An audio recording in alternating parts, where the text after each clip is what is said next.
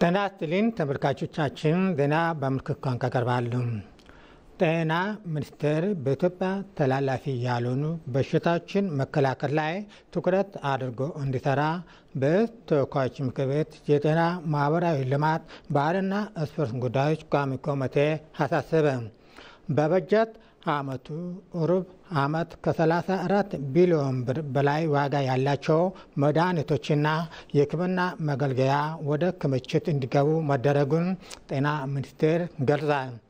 በሩብ ዓመቱ የእናቶች ስነ ተዋልዶ ጤና ለማሻሻል በተሰሩ ስራዎች በአገር አቀፍ ደረጃ በጤና ተቋማት ክትትል የሚያደርጉ እናቶች ቁጥር ከነበረበት 37 በመቶ ወደ 41 በመቶ ማሳደግ መቻሉን ተናግሯል። 769,284 እናቶች በጤና ተቋማት መውለዳቸውን ተገልጿል። የመድኃኒት ግብዓት አቅርቦት 34.1 ቢሊዮን ብር የሚገመት መድኃኒት ክምችት መገኘቱን ነው የገለጹ። ከ17 ቢሊዮን ብር በላይ ዋጋ ያላቸው መድኃኒቶችና ግብዓቶች ለጤና ተቋማት ተሰራጭተዋል ብለዋል።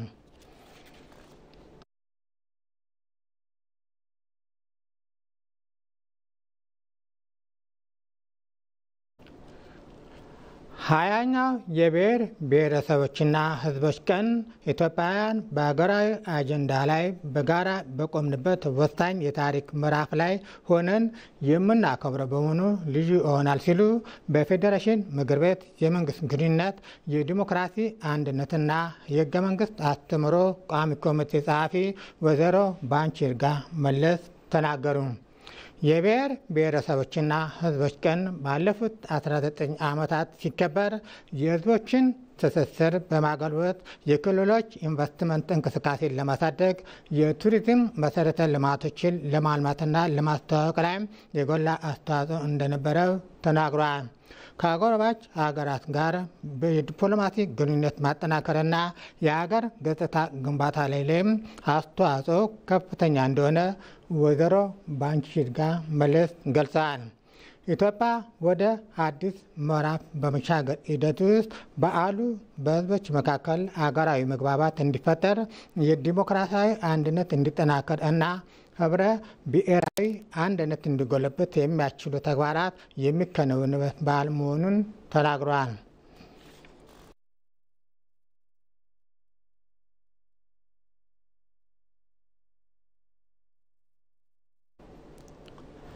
ኢትዮጵያ ኮፕ 32ን እንድታዘጋጅ መመረጣን እየወሰደቻቸው ያሉት ተግባራዊ እርምጃዎች ውጤት ማሳየታቸውን ያመለክታል ሲሉ የፕላን እና ልማት ሚኒስትር ዶክተር ፍጹም አሰፋ ተናገሩ። በብራዚል ቤሌም እየተካሄደ የሚገኘው 30ኛው የተባበሩት መንግስታት ድርጅት የአየር ንብረት ለውጥ ጉባኤ ኢትዮጵያ ኮፕ 32ን እንድታስተናገድ የአፍሪካ ተደራዳሪዎች ቡድን ድጋፍ መስጠቱን ይታወቃል።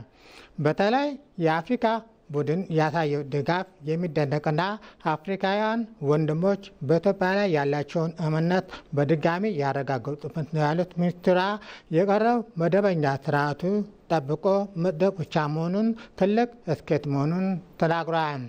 ኢትዮጵያ በትክክል መንግስት ከሕዝብ ጋር ተባብሮ የአየር ንብረት ለውጥን ለመከላከል ተግባራዊ እርምጃ እየወሰደች መሆኗን በተግባር ያረጋገጠ ያስገኘው ውጤት ነው ሲሉም ገልጸዋል።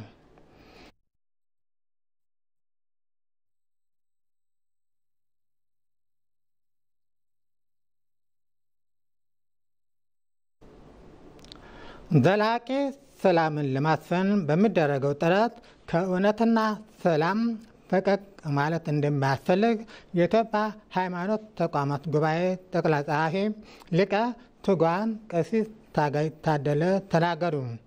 ጠቅላይ ጸሐፊው ይህንን የተናገሩት የኢትዮጵያ ሃይማኖት ተቋማት ጉባኤና የደቡብ ኢትዮጵያ ክልል ሃይማኖት ተቋማት ጉባኤ በትብብር ያዘጋጁት 5ኛው አገር አቀፍ የሰላም ኮንፈረንስ በአርባ ምንጭ ከተማ መካሄድ በጀመረበት ወቅት ነው።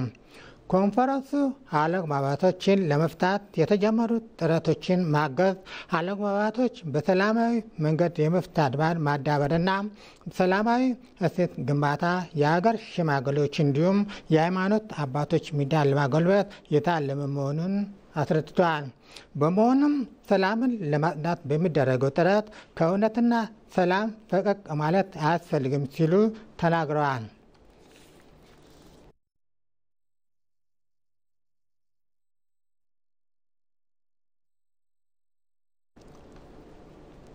በመጨረሻም የውጭ ዜና። የእስራኤል ጠቅላይ ሚኒስትር ቤንያሚን ኔታንያሁ ክስ በይቅርታ እንዲታለፍ ዶናልድ ትራምፕ በደብዳቤ ጠየቁ። የአሜሪካን ፕሬዝዳንት ዶናልድ ትራምፕ በእስራኤል ጠቅላይ ሚኒስትር ቤንያሚን ኔታንያሁ የተመሰረተው ክስ በይቅርታ እንዲፈታ የሚጠይቅ ደብዳቤ ልከዋል። ደብዳቤው ክሱ በይቅርታ የመፍታት መብት ስላላቸው የእስራኤሉ ፕሬዝዳንት ይስሐቅ ሄርዞግ የተላከ ነው። የእስራኤሉ ጠቅላይ ሚኒስትር ቤንያሚን በሙስና ክስ ፍርድ ቤት መመላለስ ከጀመሩ ዓመታት ተቆጥረዋል። የአሜሪካን ፕሬዝዳንት ትራምፕ በደብዳቤያቸው የእስራኤልን ጠላቶች እያጠፉ ያሉት ኔታንያሁ በዚህ ክስ ፍርድ ቤት ሲመላለሱ አይገባም ማለታቸውን ሮይተርስ አስነብበዋል።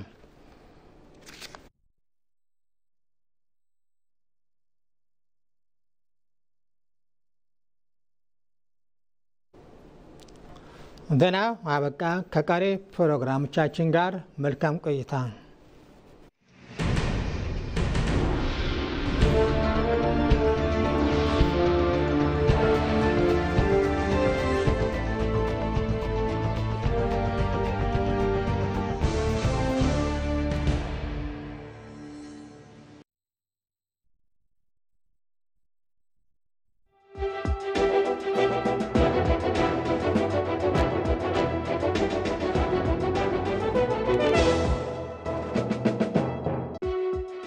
ጤና ይስጥልኝ ተመልካቾቻችን፣ ይህ